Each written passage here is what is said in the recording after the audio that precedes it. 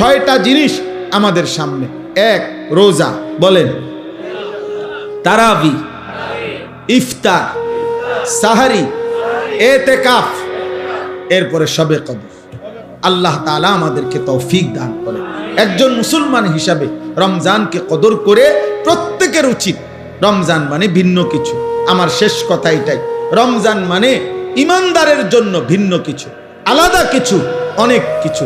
যুগ যুগ ধরে বুজুর্গানে দিন, আল্লাহর প্রিয় বান্দাগণ রমজান মাসে নিজেদের ইবাদত আমল অতিরিক্ত করতেন। আমার শায়েখ সেই 2013 সাল থেকে শায়েখের কাছ থেকে শেখা এই সবক, আলহামদুলিল্লাহ, আল্লামা মুফতি মুশতাকুন নবী কাসেমি হুজুর সব সময় বলে, মৌলানা রমজান মাস ভিন্ন কিছু।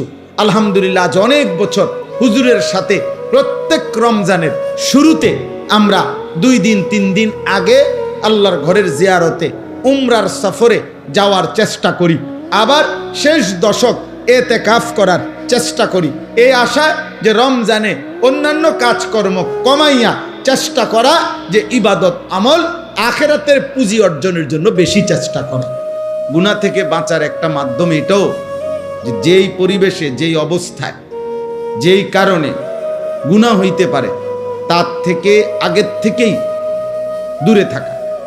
কোরআনুল কারীমের মধ্যে আল্লাহ তাআলা বলছেন, তিলকা হুদুদুল্লাহ ফালা তাকরাবুহা, আমি আল্লাহ যা নিষেধ করেছি তা আমি আল্লাহর সীমারেখা, আমি আল্লাহ দাগ দিছি, এটা এরপরে আসা নিষেধ। ধরেন আল্লাহ বলেন এটা আমার সীমানা, প্রতিটা হারাম আমি আল্লাহর সীমারেখা। ফালা তাকরাবুহা, তোমরা হারামের কাছে না, শুধু হারামের কাছাকাছি, মানে দূরের থেকেই সরে থাকো, কাছেও যেও না। একেবারে যেই দাগ দিছে এই দাগের উপরে তো আসবাই না, বরং দাগের কাছেও আসবা, আরো দূরের থেকে সরে যাবে, গুনাহ। এই কথা কোরআনে বারবার আছে। হযরত আদম এবং হাওয়া আলাইহিমাস সালাম সর্বপ্রথম যেদিন ওনাদেরকে আল্লাহ তাআলা নিষেধ করছেন যে তোমরা ওই নির্দিষ্ট গাছের কাছে যেও না, ফল খেও না জান্নাতের মধ্যে, ওইখানে ওই দিন নিষেধের বেলায় আল্লাহ তাআলা এই শব্দটা প্রথম দিনই ব্যবহার করছে, ওয়ালা তাকরাবা হাদিহিস শাজারা, তোমরা দুইজন এই গাছের কাছেও যেও না। মানে গাছের সামনে তো যাইবাই না, গাছে দেখা যায় এমন কাছেও যাইও না।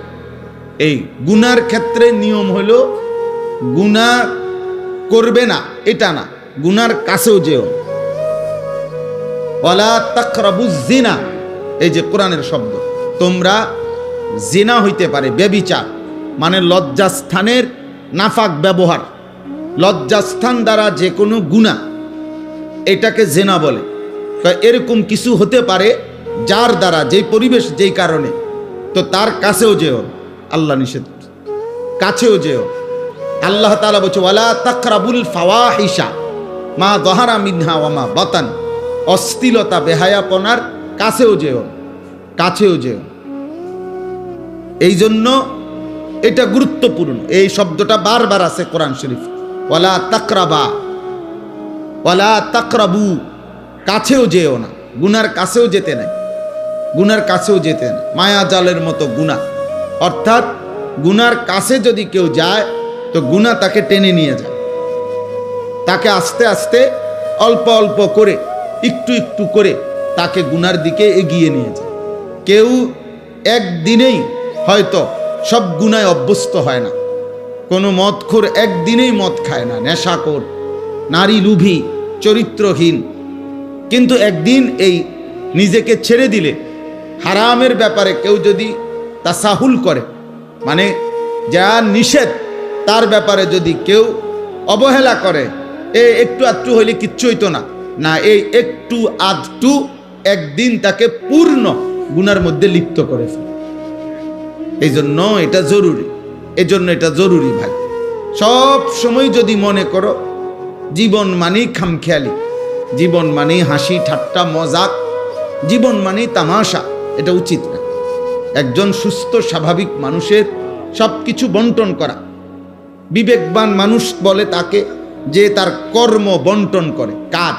আমার খাওয়ার টাইম কতক্ষণ, আমার বিশ্রাম কখন, আমার পড়ালেখা কখন, আমার উপার্জনের জন্য ফিকির কখন, আমার নামাজের টাইম কখন, এইভাবে ভাগ করে। নয়তো নামাজের টাইম নির্ধারণ করে কেন যে 7:30টায় এশার জামাত, 4:30টায় আসরের জামাত, এরকম টাইম ঠিক করে কেন?